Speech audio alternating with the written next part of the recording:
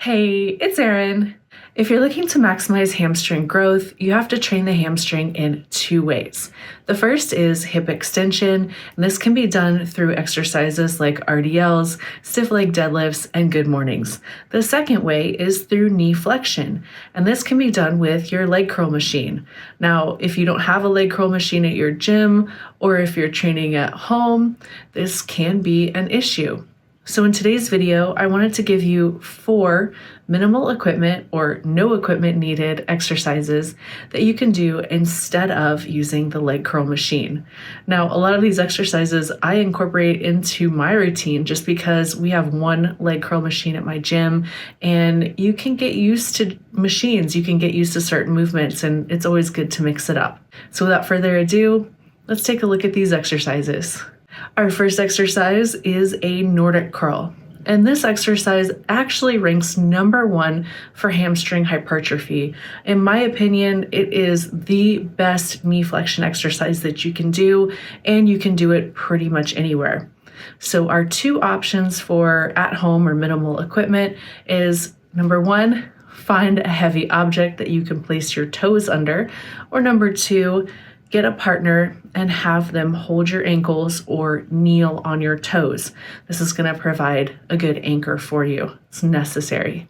Something else that you might need for this exercise is a pad or a towel to place under your knees. You want to make sure that you protect your knees. A couple main points that you want to think about as you're performing the exercise. You'll keep your body in plank position, and the hinge point will be at the knees.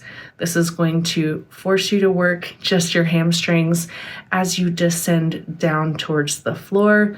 Hold as long as you can. So Nordic curls are great because they work kind of on a forced negative basis and against your body weight. So you are controlling yourself on the way down, and then you'll place your hands out and give yourself a little spot at the bottom if needed. But I also want you to think about pulling your body back up using just your hamstrings. Now, as far as reps go, you want to do as many reps as you can and just keep track of the number of reps. Our next exercise is a dumbbell leg curl. And for this exercise, you'll need a bench. If you're training at home and don't have a bench, you can always use an ottoman or something else that is relatively flat and relatively soft. You can even hang off the edge of your bed if you want. Now, for this, you'll want a dumbbell, and just like all the other exercises, your knee is the hinge here. So you want to place your upper leg on the bench. You're going to lay flat, make sure you're secure, and make sure that dumbbell is secure between your feet. So you kind of want to have the ball of the foot on either side as the bottom point that's holding the handle of that dumbbell.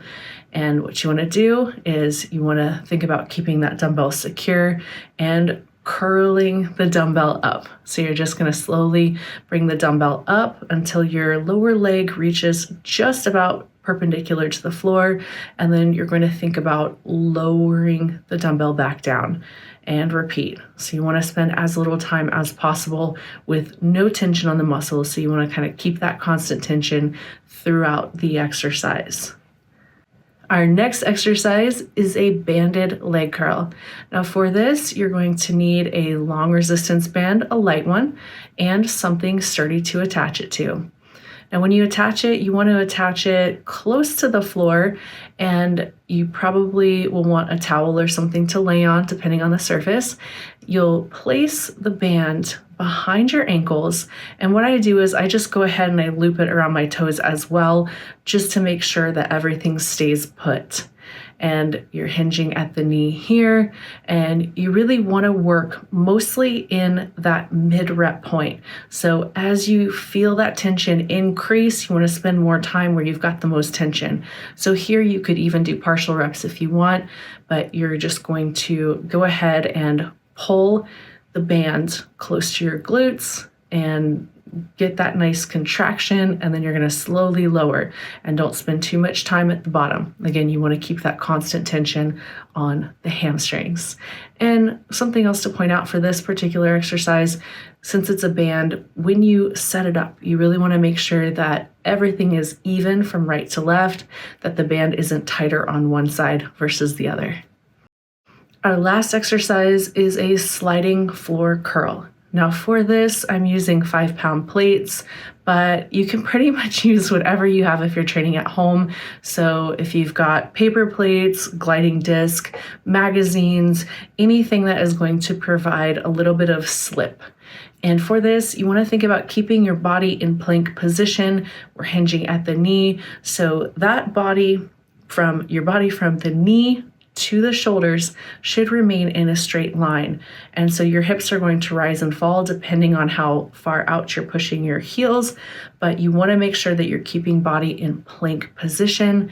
And as you pull your heels towards your glutes, your hips are going to come up, but you should really feel that just in the hamstrings, and you're pushing your weight through your heels throughout the exercise. You want to think about going nice and slow on the way back down.